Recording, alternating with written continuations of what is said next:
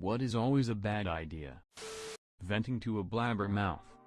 My favorite is when the person you confide it in says something along the lines of "oh, so-and-so said," and you're standing right there trying to shut them up because it was never meant to be repeated. Off. I remember being in middle school and hanging out in the restroom asking my friend if she knew if any guys liked me and her saying no. She left first, and when I left later all the kids on the bleachers, lazy day in gym, were looking at me, and then they all looked away when I asked what. My friends all pulled me aside and asked how I could do that and how it's so embarrassing, and I'm just standing there super confused, only to be told the friend I asked apparently walked out and asked the entire gym if anyone knew of any guys who liked me. She was shocked in high school when she found out I had stopped telling her secrets for the past 2 years and promised she learned from the past and could now keep her mouth shut, only for the guy I liked to pull me aside and tell me he was flattered but didn't feel the same way the very next day. Jesus. Posting dumb/illegal things on social media that can end your job. Honestly, as an HR pro, I am always surprised by the amount of people who think it's a great idea to add their supervisor as a friend on Facebook, then turn around and openly complain about the workplace or manager. Personally, I do not add any coworkers on social media, with the exception of LinkedIn. It's just easier to keep personal/work separate. Not only do I not have any coworkers in my social media contacts, I also don't name my employer. Obvious exception for LinkedIn, which someone could fairly easily hit up to garner employment information. Having a baby to fix a failing relationship. Like, what's even the mindset on that? Let's bring another person in all this mess, it sure can't worsen things. Hey, you know all that stress we are under and how we are having difficulty getting on common ground? How about we screw up our sleep schedules, make me incredibly hormonal, give us both a lifetime physical reminder that we resent each other, and then screw the kid up by treating them as leverage instead of a person. Saying out loud the final line you know will win an argument you are in with your spouse. It won't, you won't, and it'd be better for everyone to shut it and walk away. Yep. No winners with the final low blow.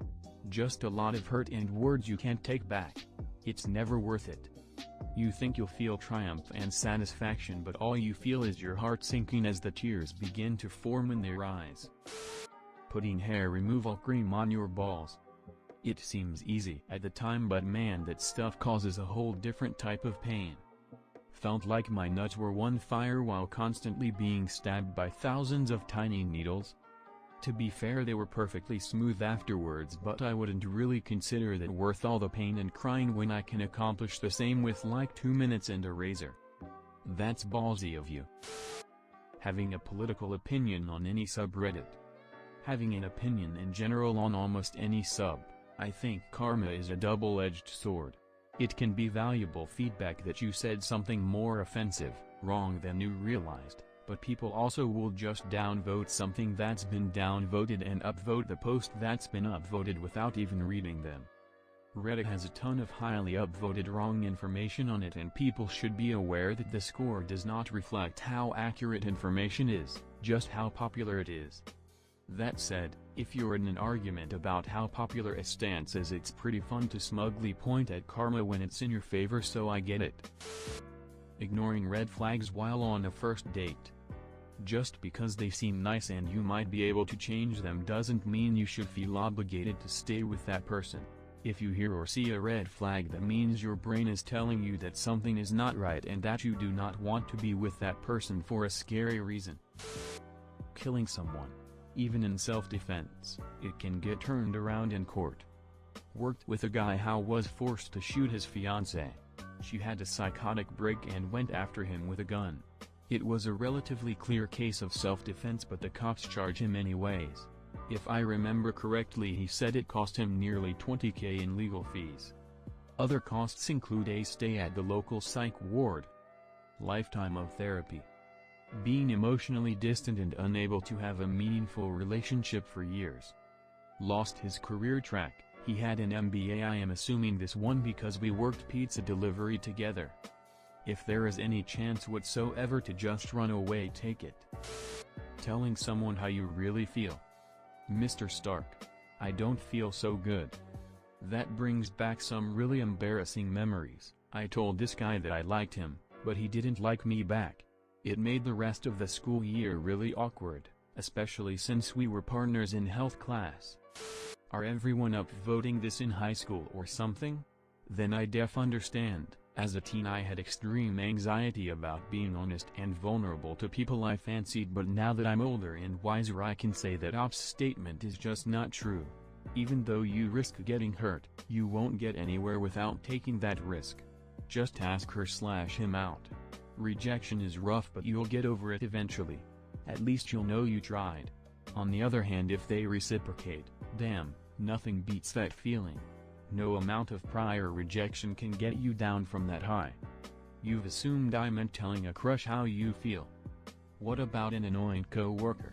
A sensitive family member?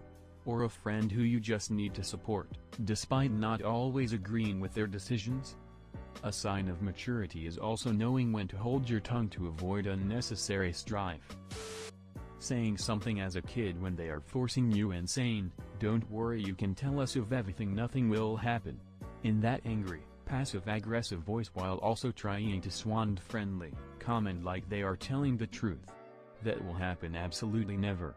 You will 100% get yelled at and something will happen. Be careful, kids of Reddit. Just act like you are afraid of telling the story and say something of this type, "But am afraid something will happen." It always does. They shall respond with that first sentence again, or respond with, "Do you want to say that Emily Ying?" For both of those sentences, no matter what they say in your scenario, make a scared, sad face and don't say anything. Just keep making that face. Eventually they will have enough of it and start yelling. Now simply just say, "But you got angry and that means something bad happened." I knew it. Do this at your own risk. It worked for me. They shall realize what they did. Stop and boom, you won. Congratulations. Making TATP. The most vile, powerful primary explosive anyone in their right mind, it is useful in certain syntheses, would ever work with. Most primary explosives are content to sit and decompose into inert substances and won't detonate if you tiptoe around them and treat them with respect. Not TATP, no. It has to be the edgy guy on the block, and detonate at random. It's also got its entire dysfunctional family too, with dimers. TATP is the trimer, monomers, tetramers, and pentamers, which refuse to stick around longer than it takes all the others to explode. TATP is the most stable of the bunch. The worst part is that it's super easy to make. Like one moment of carelessness and I've suddenly got 40 grams of the stuff, which is, by every reasonable standard, far too much. It can even detonate in solution. There is not a single explosive I know of other than organic peroxides, which is an entire extended family of nastiness that TATP is loosely related to, that will detonate unless it is in its pure form. Even dynamite, which is diatomaceous earth soaked in nitroglycerin, still has to be literally dripping with an explosive notorious for killing anyone who makes the slightest misstep around it to detonate, and only if there's another explosion first to kick off the big boom. Meanwhile, nitroglycerin will blow up if you stir it too hard, but it will never, ever, detonate if it's dilute enough that you could say it's dissolved. Lending money to friends. Chances are you'll lose both. I'll lend money to friends under the assumption that I'm actually just giving them money. It's always a fun surprise when they pay it back. One friend, who I assumed would never pay back multiple loans, paid it all back before he moved across the country years later. Saying okay, just one drink. It's never just one drink. For me it's one cigarette. Been trying to give up for years, but my willpower when I have a drink or two is pathetic. I'm like, I'll just have one and wake up the next morning having smoked a pack. Heroin. Co-signing for a loan. If that person was reliable and could pay back the loan, they wouldn't need your name. The only time I've seen this work successfully is with parents and kids that are just starting out. Trusting anyone with anything that could, 1. Embarrass you, 2. Cause drama in your relationship, 3. Get you arrested. Remember, the only person who can stab you in the back is the one you think has your back to begin with. Thanks for watching. Hope you enjoyed the video. Consider subscribing to see more Reddit reading videos. Have an awesome day.